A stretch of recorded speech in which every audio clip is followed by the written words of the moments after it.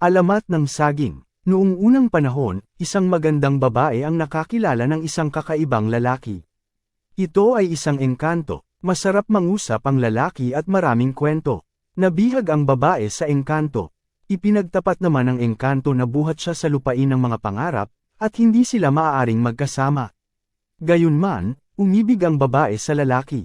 Isang araw, nagpaalam ang binata. Sinabi niyang iyon na ang huling pagkikita nila. Nang magpaalam ang engkanto, hindi nakatiis ang babae. Ayaw niyang paalisan ang lalaki. Maghigpit niyang hinawakan ang kamay ng lalaki para huwag itong makaalis. Pero nawala ang lalaki, at sa matinding pagkabigla ng babae, naiwan sa kanya ang kamay nito. Nahintakutan ang babae. Dali-dali niyang ang kamay sa isang bahagi ng bakuran. Kinaumagahan, dinalaw niya ang puok na pinagbaunan ng kamay. Napansin niyang isang halaman ang tumutubo. Makaraan ng ilang buwan, tumaas ang puno na may malalapad na dahon.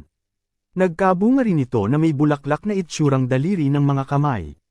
Ito ang tinatawag na saging ngayon.